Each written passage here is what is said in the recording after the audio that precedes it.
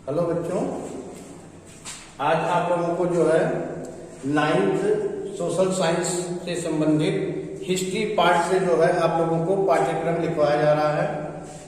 आप इस पाठ्यक्रम को अपने जो है कॉपी पे लिख लेंगे और उसी के अनुसार आपका जो है वो चैप्टर सभी क्रम वाइज आपको पढ़ाए जाएंगे, क्योंकि अभी लॉकडाउन चल रहा है, पढ़ाई अभी नहीं हो पा रही है।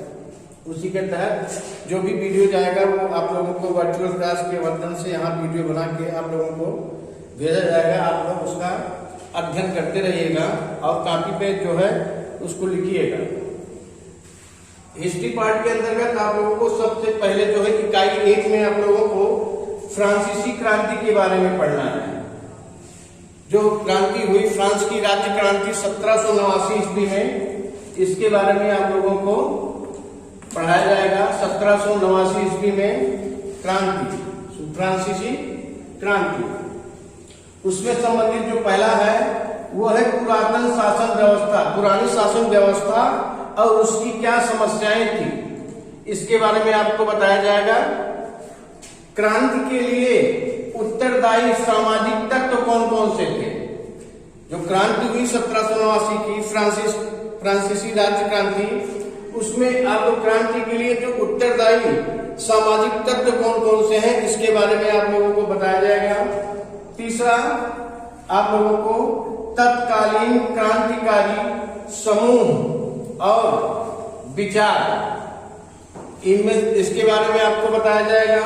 और चौथा, विरासत, इसके बारे में। इकाई 2 के अंतर्गत आप लोगों को यूरोप में समाजवाद का विकास किस तरीके से हुआ एवं रूसी क्रांति जो कि 1917 ईस्वी में, रूसी क्रांति 1917 ईस्वी में हुई, इसके बारे में आपको जानकारी दी जाएगी।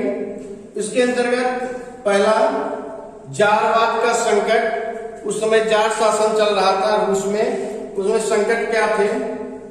दूसरा, 1905 ईस्वी की घटना से, जो कि एक खूनी रविवार की घटना कही जाती है, उससे लेकर 1917 ईस्वी के रूसी क्रांति के मध्य जो सामाजिक आंदोलन हुए, उसके बारे में, उसके सामाजिक आंदोलनों की प्रकृति के बारे में आप लोगों को जानकारी दी जाएगी। तीसरा इसमें है प्रथम विश्व युद्ध और सोवियत राज्य की स्थापना। प्रथम विश्व युद्ध जो कि 1914 ईस्वी से लेकर 1918 ईस्वी तक चला, उसके बाद जो है वो सोवियत राज्य की स्थापना की गई, इसके बारे में आप लोगों को बताया जाएगा। और चौथा पॉइंट जो है वो विरासत के बारे में।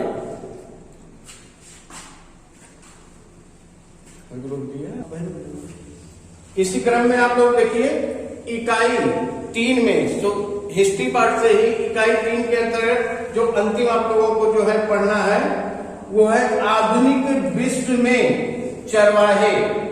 जो आधुनिक विश्व था उसमें चरवाहे, उसके बारे में। तो उसके अंतर्गत पहला जो आप लोगों को पढ़ना है वो पशुचारण, जो पशु को चराने वाली व्यवस्था थी, उसमें उससे जो है जीवन निर्वाह के रूप में जो उस समय के लोग होते थे, निवासी थे, वो लोग जीवन निर्वाह किस तरीके से करते थे पशुचारण को लेकर, इसके बारे में आप लोगों को बताया जाएगा। दूसरा, पशुचारण के विभिन्न प्रकार, कौन कौन से प्रकार पशुचारण के थे, इसके बारे में भी। तीसरा, औपनिवेशिक शासन, मतलब जब अंग्रेजों का शासन था भारत में, उन्होंने अपना उपनिवेश स्थापित किया था। उस समय जो थे वो आधुनिक राज्य में चरवाहों का जीवन किस तरीके से व्यतीत किया जाता था, ये लोग कैसा अपना जीवन व्यतीत करते थे, जंगलों के उसमें जो है आश्रित रहते थे। उस समय जंगलों में लकड़ियों को काटने पे जो है पाबंदी लगा दी गई थी, जिससे उनका जीवन निर्वाह करने में उनको काफी कठिनाइयों का सामना करना पड़ता था। और उसके बाद आप लोगों को जो इकाई 4 में पढ़ना है वो मानचित्रण कार्य, जो कि इन्हीं पाठों से संबंधित आप लोगों को जानकारी दी जाएगी। जो कि मानचित्र के माध्यम से आप लोगों को बताया जाएगा।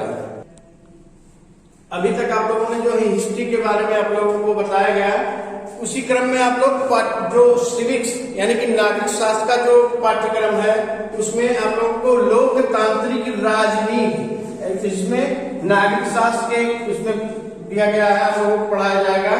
उसके अंतर्गत जो है इकाई 1 में आप लोगों को पढ़ना है लोकतंत्र। लोकतंत्र जिसको कहा है लोक माने लोगों का, तंत्र माने शासन, लोगों का शासन, जिसमें जनता अपने प्रतिनिधियों को चुनती है, जो कि 18 वर्ष के जितने भी लोग हो जाते हैं वो अपने प्रतिनिधियों का चुनाव करते हैं। तो लोकतंत्र क्या है और क्यों है, किस लिए है, इसके बारे में आप लोगों को जानकारी दी जाएगी। और दूसरा जो इसमें है वो है संविधान निर्माण, कि संविधान का निर्माण किस तरीके से किया गया, क्यों किया गया, इसमें क्या क्या जो है वो अधिकार दिए गए हैं व्यक्तियों को, क्या क्या कर्तव्य दिए गए हैं, इसके बारे में आप लोगों को बताया जाएगा। इसी के अंतर्गत आप लोग जो है इकाई 2 में, सिविक्स पार्ट में ही इकाई 2 में आप लोग संस्थाओं की कार्य प्रणाली, जो भी संस्थाएं हैं वो चाहे एक प्रकार से आप जान लीजिए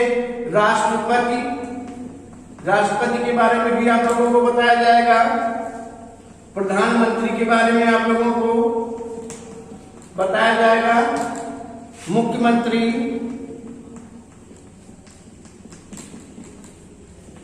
राज्यपाल, ये सब अब इनके बारे में आप लोगों को जानकारी दी जाएगी। केंद्रीय मंत्री परिषद,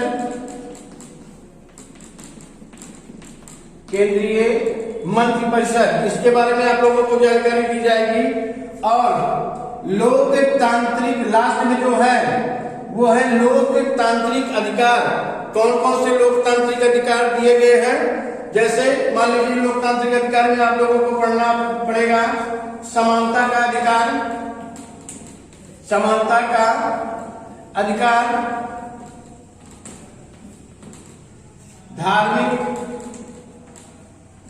धार्मिक स्वतंत्रता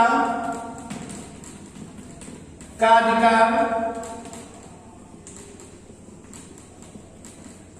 स्वतंत्रता का अधिकार, स्वतंत्रता का अधिकार, शिक्षा एवं संस्कृति का अधिकार,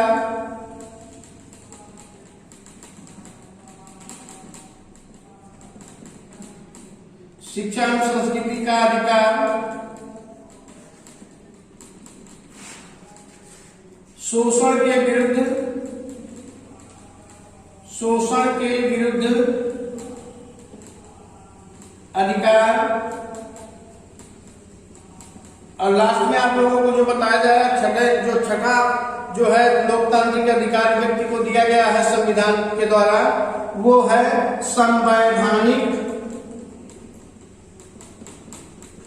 संवैधानिक उपचारों का अधिकार।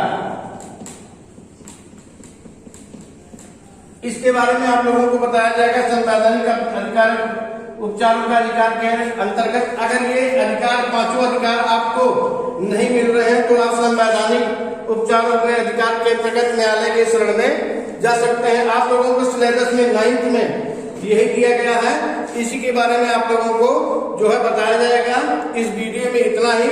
आगे आप लोगों को हिस्ट्री पार्ट से ही फ्रांसीसी क्रांति के बारे में आप लोगों को जानकारी दी जाएगी। धन्यवाद।